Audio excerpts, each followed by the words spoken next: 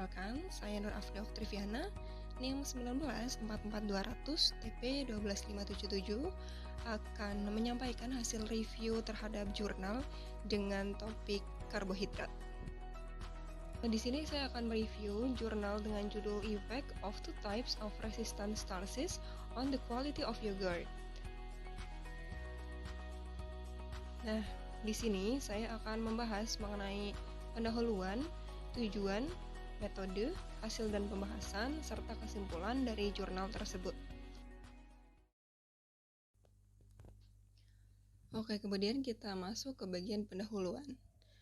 RS itu diklasifikasikan menjadi 5 jenis. Yang pertama RS tipe pertama, yaitu pati yang secara fisik susah dicerna. RS tipe 2 yaitu granular resisten. RS tipe 3, pati yang terretrogradasi. RS tipe 4, pati modifikasi. Dan RS tipe 5 merupakan kompleks amilosalipid.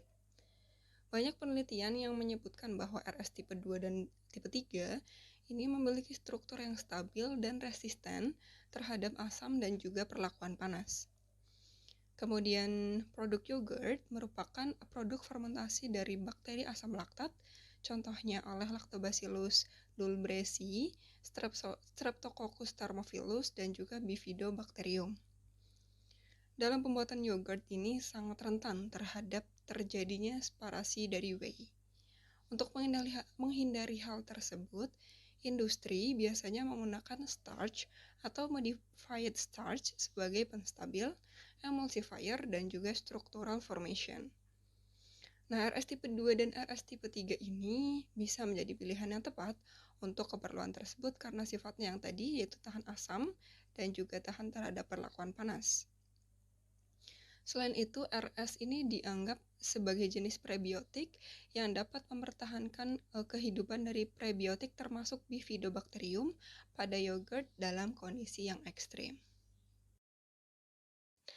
Penelitian yang dilakukan ini bertujuan untuk mengetahui efek dari penambahan RS tipe 2 dan RS tipe 3 pada struktur gel yogurt yang mengandung bakteri Bifidobacterium. Kemudian, metode penelitian yang digunakan yang pertama, itu ada penyiapan sampel yogurt, kemudian ada pengukuran rheological selama fermentasi, kemudian yang keempat ada microstructure observation dengan scanning elektron mikroskopi. Step yang keempat, itu pengukuran titrable acidity atau asam tertitrasi. Kemudian step yang kelima, ini ada pengukuran viskositas. Step yang keenam, ada pengukuran tingkat whey separation. Step selanjutnya ada perhitungan sel bakteri yang hidup dalam yogurt. Kemudian step terakhir ada analisis data menggunakan ANOVA. Kemudian kita masuk ke penjelasan dari metode penelitian. Yang pertama dari penyiapan yogurt. Skim milk dari milk powder dengan konsentrasi awal sebesar 11,5%, kemudian dibagi menjadi 4 bagian.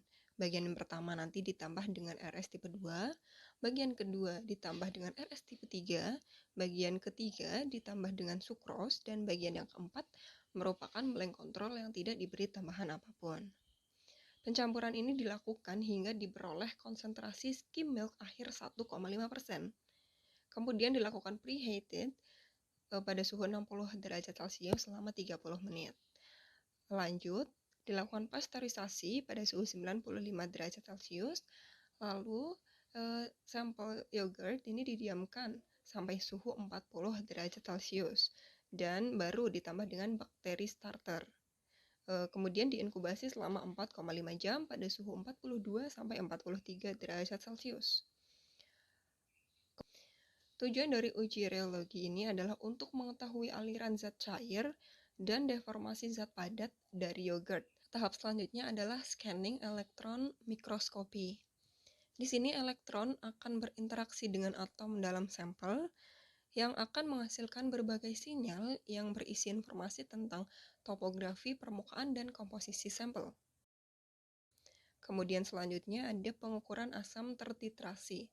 Sampel diambil sebanyak 10 gram, kemudian ditambah dengan air sebanyak 90 ml dan dititrasi dengan 0,1 mol per liter NaOH. Kemudian pengujian viskositas. Ini menggunakan alat viskometer dengan kecepatan putaran mesin 20 rpm.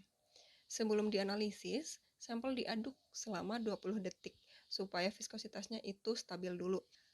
Untuk pengukuran Weiss-Peration, ini 10 gram yogurt ditempatkan dalam tabung dan disentrifugasi. Kemudian perhitungan sel bakteri hidup pada yogurt. Cawan Petri dengan MRS agar digunakan untuk menghitung total viable counts dan MRS agar dengan tambahan lithium mupirocin ini untuk menghitung bakteri Bifidobacterium BB12. Kemudian cawan Petri ini diinkubasi pada 37 plus minus 1 derajat Celcius selama 48 jam. Koloni dengan jumlah 30 sampai 300 koloni akan dihitung sebagai koloni forming units per gram of the yogurt product. Kemudian step selanjutnya adalah analisis data.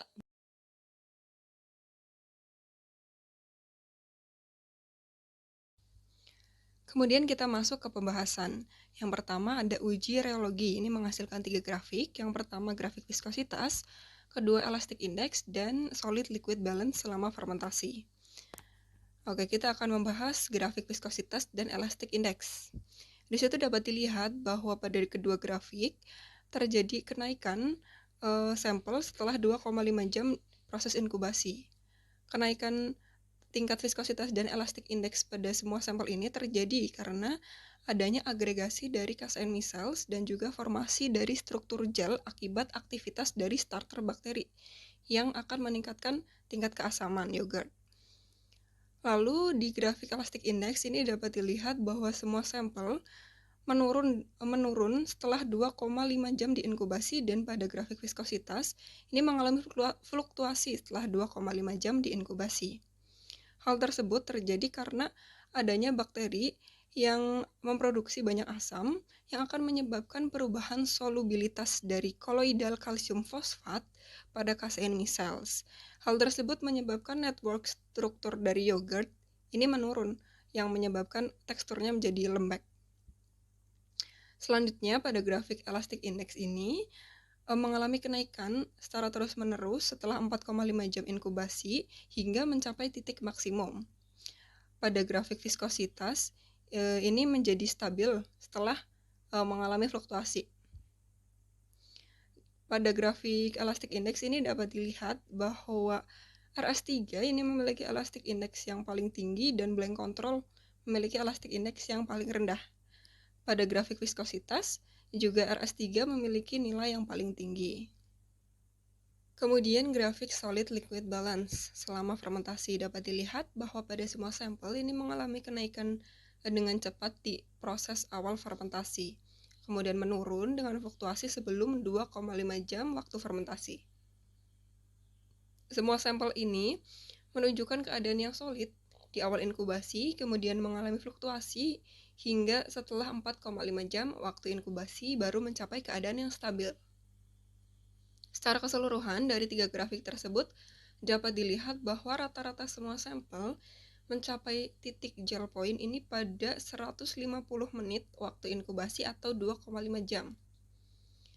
Yogurt dengan RS3 dapat dilihat memiliki elastic index, viskositas index yang lebih tinggi daripada sampel yang lain, namun nilai SLB atau solid liquid balance-nya lebih rendah daripada sampel yang lain. Hal tersebut menunjukkan bahwa RS3 ini berpengaruh terhadap kepadatan dari struktur gel yogurt. Secara keseluruhan dapat dilihat juga bahwa RS ini tidak mempengaruhi waktu fermentasi.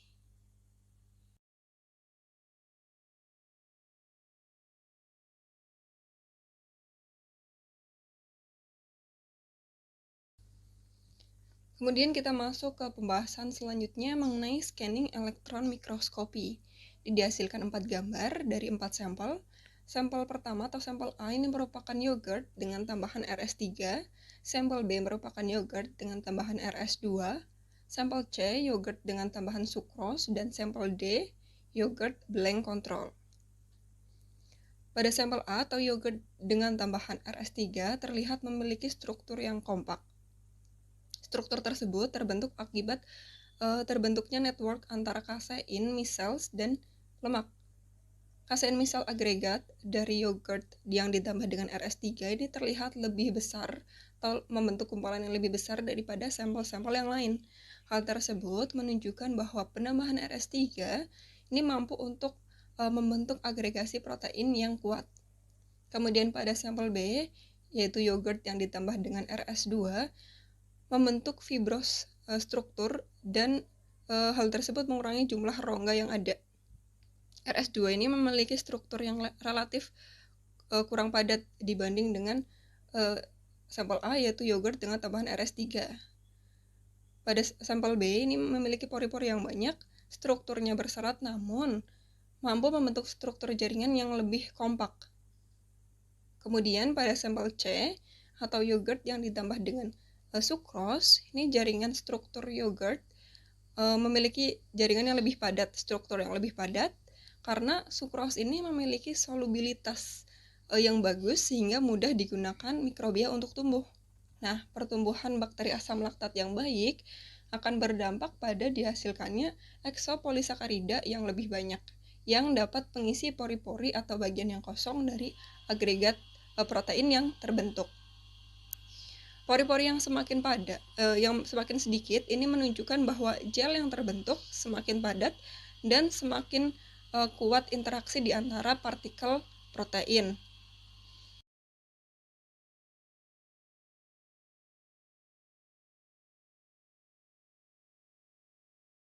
Kemudian kita masuk ke pembahasan selanjutnya, yaitu titrable acidity atau tingkat asam tertitrasi selama fermentasi dan juga penyimpanan. Total asam tertitrasi ini merupakan penentuan konsentrasi total asam yang terkandung dalam suatu bahan. Titrable acidity sangat berpengaruh terhadap jumlah bakteri yang hidup selama produksi dan penyimpanan yogurt yang akan mempengaruhi kualitas dari fermentasi.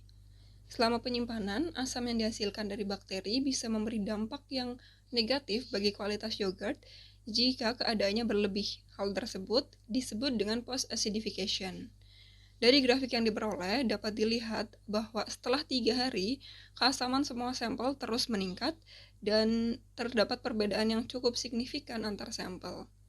Yogurt dengan tambahan sukros ini memiliki nilai yang paling tinggi, sedangkan yogurt yang ditambah dengan RS, baik itu RS2 dan RS3, memiliki tingkat titrable acidity yang lebih rendah daripada sampel yang lain selama periode penyimpanan. Hal tersebut menunjukkan bahwa penambahan RS ini tidak memberi efek peningkatan tingkat keasaman yogurt yang tinggi. Hal tersebut terjadi karena RS mungkin tidak bisa digunakan sepenuhnya oleh bakteri sebagai sumber makanan mereka.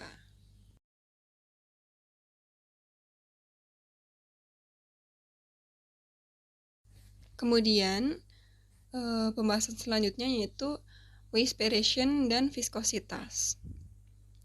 Yang pertama, kita akan membahas mengenai grafik dari viskositas. Itu dapat dilihat bahwa pengaruh RS2 dan RS3 sangat terlihat dalam meningkatkan dan mempertahankan viskositas dari yogurt selama penyimpanan.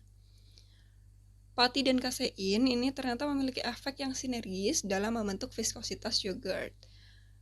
Partikel starch akan mengisi rongga protein network dan membuatnya lebih kaku atau rigid. Dan dapat dilihat dari grafik viskositas ini, viskositas dari semua sampel menurun selama penyimpanan. Kemudian untuk grafik Weispiration, ini dapat dilihat bahwa Weispiration dari yogurt yang ditambah dengan RS2 selama fermentasi dan penyimpanan memiliki tingkat yang lebih rendah daripada RS3. Weispiration dari yogurt yang ditambah sukros dan blend control ini paling tinggi. Ini berhubungan dengan hasil asam tertitrasi yogurt yang ditambah sukros dan juga blend control yang dibahas sebelumnya.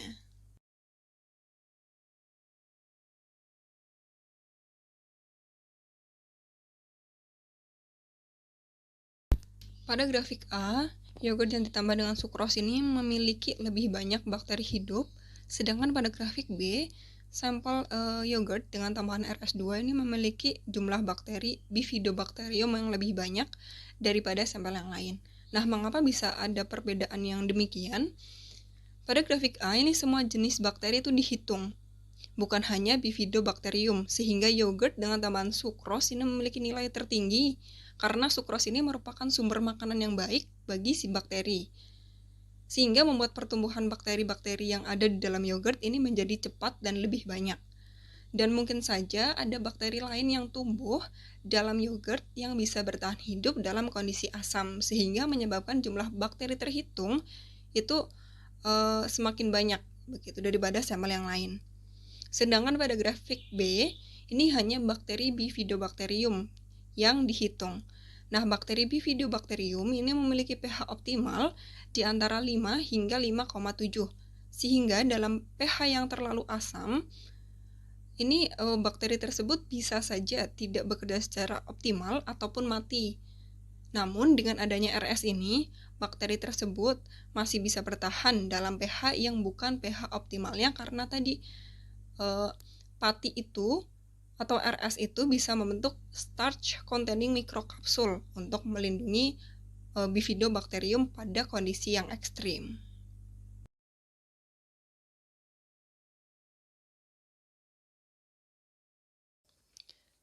Dari penelitian yang telah dilakukan, dapat disimpulkan bahwa yogurt dengan tambahan RS2 dapat meningkatkan gel network dan melindungi probiotik pada yogurt.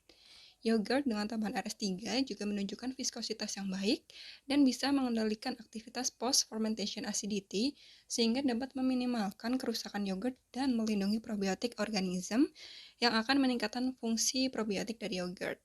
Pencampuran dua tipe RS ini pada yogurt bisa menjadi pilihan yang tepat untuk mendapatkan struktur gel yogurt yang baik dan bisa menjaga aktivitas probiotik pada yogurt.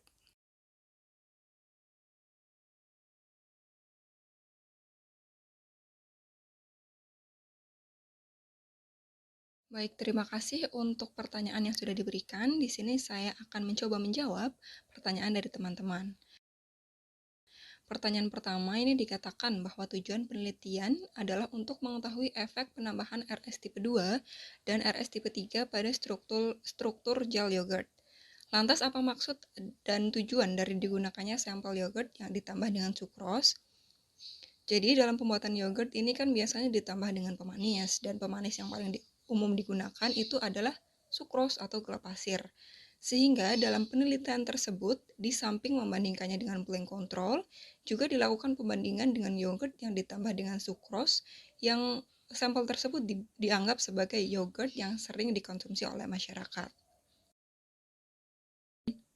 Pertanyaan kedua, pada hasil perhitungan bakteri hidup dikatakan bahwa pada grafik A, yaitu sampel yogurt yang ditambah sukros memiliki nilai tertinggi dan terdapat kemungkinan ada bakteri lain yang tumbuh. Maka bakteri lain apa saja yang berpotensi untuk tumbuh pada sampel tersebut? Oke, dalam jurnal yang saya review itu tidak disebutkan jenis bakteri lain selain Bifidobacterium yang terdapat dalam yogurt tersebut. Namun, berdasarkan penelitian Nuryadi et al. Tahun 2013, ini menyebutkan bahwa kemungkinan bakteri asam laktat yang bisa tumbuh dalam yogurt adalah dari genus Pediococcus dan Streptococcus. Pertanyaan ketiga, ini kenapa RS tidak bisa digunakan sepenuhnya oleh bakteri? Apakah ada hubungannya dengan sifat RS, sifat dari setiap tipe RS? Jadi RS ini merupakan substrat yang selektif untuk pertumbuhan prebiotik di dalam usus besar, contohnya Bifidobacterium. Sedangkan untuk bakteri lain, dia tidak bisa digunakan secara optimal. Sedangkan pada yogurt dengan tambahan sukros akan lebih mudah dicerna oleh mikrobia karena sukros ini merupakan sumber karbon terbaik untuk pertumbuhan mikroorganisme selama fermentasi.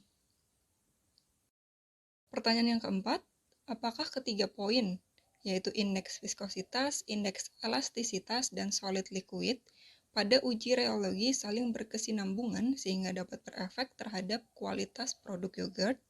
Kalau iya, bagaimana sistematikanya? Jadi memang benar, pada uji reologi pengukuran nilai indeks viskositas solid liquid balance, dan elastic index saling berhubungan. Nah, uji rheologi ini merupakan suatu ilmu yang mempelajari tentang aliran zat cair dan deformasi zat padat. Jadi nilai-nilai yang diperoleh ini menunjukkan keadaan viskositas, elastisitas, dan keadaan solid liquid dari bahan yang menggambarkan keadaan fisik bahan yang berpengaruh terhadap kualitas bahan tersebut. Nah, ini merupakan daftar pustaka yang saya gunakan untuk menjawab pertanyaan dari teman-teman.